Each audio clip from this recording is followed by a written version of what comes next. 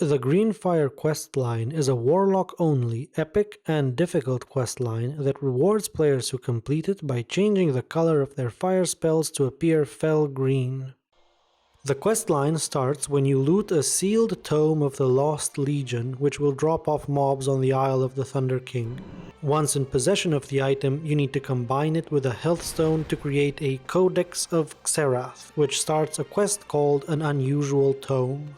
After speaking with your Fell Hunter or Observer, you will be sent to the Warlock trainers of your capital city. A few easy quests will follow, during which you need to read books and talk to NPCs. Finally, you will be sent to Outland. The easiest way to get there is to take the portal to Shatrath from the Shrine of Seven Stars or the Shrine of Two Moons in the Vale of Eternal Blossoms. In Outland, you will need to find 4 fragments. Their approximate location is marked on your map. You can get a more precise location by reading Jubeka's journal, an item provided for the quest. For example, for the Hellfire Peninsula fragment, the journal indicates that it is located in Fellspark Ravine, which is just east of Thrallmar. When you enter the area marked on your map for a fragment, a cold warning will be displayed on your screen. As you get closer to the fragment, the warning will start saying warm. When you get really close, it will say hot. Fragments are dark-colored objects and they are easy to see on the ground. The Nether Storm fragment is at the ruins of Farallon. The Blade's Edge Mountains fragment is at Vimgol's Circle. The Shadow Moon Valley fragment is at the Altar of Damnation. Every time you find a fragment, you will get to see a cutscene. We chose not to display them here so as not to ruin your experience. After completing this quest, you will be sent to the Black Temple, where you will have to complete the Pursuing the Black Harvest scenario, which is basically an alternate solo version of Black Temple with 2 bosses. As you enter the instance, you will need to avoid patrolling ash tongues. You can mount, which makes things somewhat easier.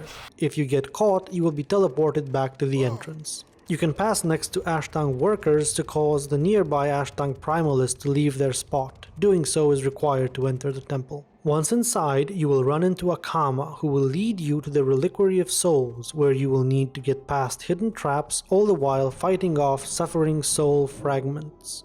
The only way to see the traps is to use your Eye of Kilrog ability, something that you will need to do before your every move.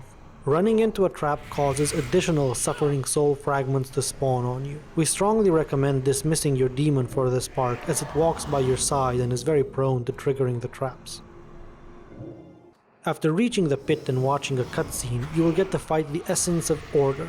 For most of the fight, the boss casts Spell Flame, which creates a trail of flames on the ground that moves towards you. Moving aside to avoid these flames is the only real concern of the fight. Other than that, the boss will often cast Hellfire, which deals unavoidable damage, and summons Lost Souls, which you can kill using Harvest Life to regenerate your health.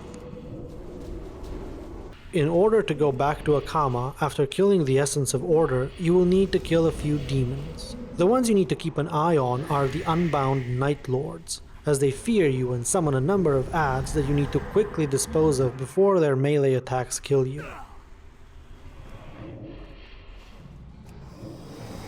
After speaking to Akama, you will be given 8 minutes to loot everything you can from the Den of Immortal Delights. This is a pretty straightforward task, and it will simply show you how to reach the entrance of the den. Next is the encounter with Kanrethad, the final boss of the instance, which also represents the end of the questline. This boss is extremely challenging, as he uses a number of abilities that you must properly deal with. Firstly, you should use Grimoire of Sacrifice, as you will need to enslave a Pitlord demon for the entire fight, which would result in your demon being dismissed. Secondly, you will find tips and macros in a guide we wrote to accompany the video. The link is in the video description. Thirdly, we would like to thank Zinnin from the guild Midnight Sanctuary who provided us with the footage. Make sure to subscribe to his YouTube channel and his Twitch feed for more Warlock content. With all that said, we can focus on the fight itself.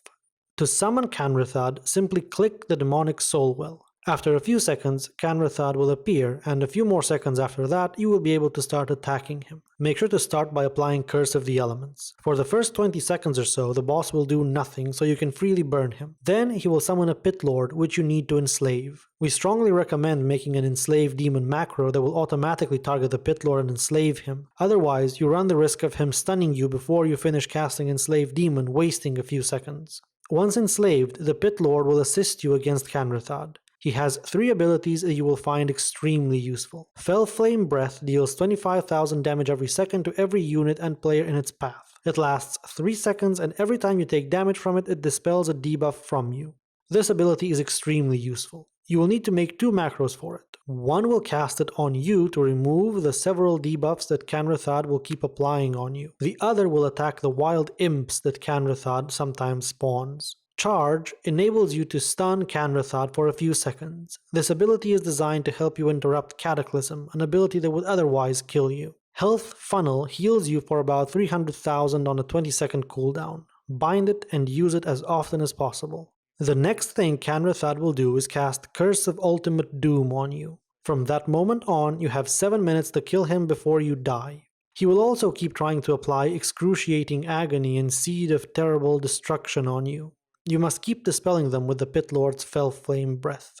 Approximately every minute, Kanrethad will cast Chaos Bolt at you. While you can interrupt his cast with the Pit Lord's charge, we recommend saving it for Cataclysm. Instead, use Sacrificial Pact and Twilight Ward to mitigate the damage from Kanrethad's Chaos Bolt. Shortly after this, Kanrethad will cast Cataclysm. Interrupt it with charge. For the next 6 seconds, Kanrethad will take 100% increased damage, so try to do as much damage to him during that time. Roughly 1 minute after summoning the Pit Lord, Kanrethad will summon Wild Imps. Your goal here is to run all the way back as far as you can so that the imps group up in the center. Then use Shadow Fury to stun them and use the Pit Lord's Fell Flame Breath macro to damage them. Finally, use your Demonic Gate to reset your threat, and your Pit Lord will keep aggro on them.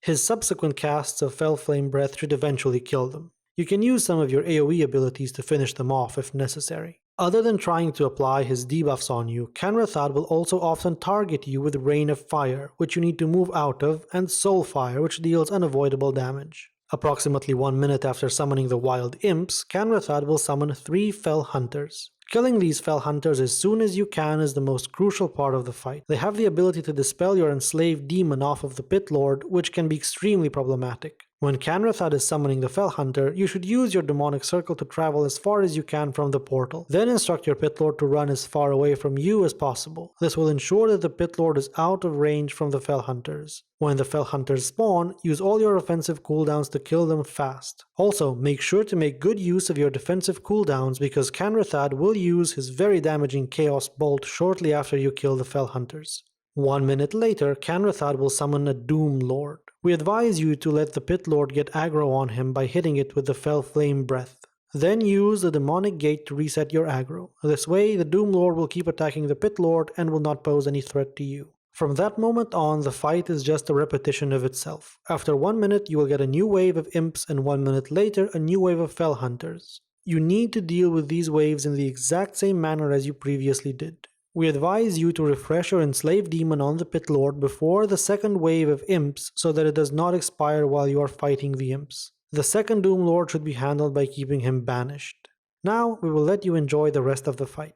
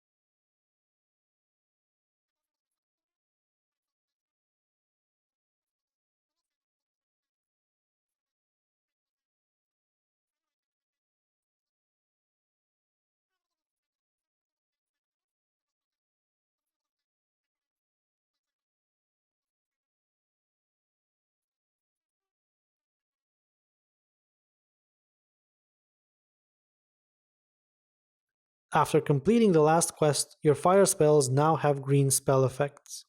Thank you for watching the video. We hope you found it useful. Remember to subscribe to our YouTube channel if you want to be notified of all our new videos.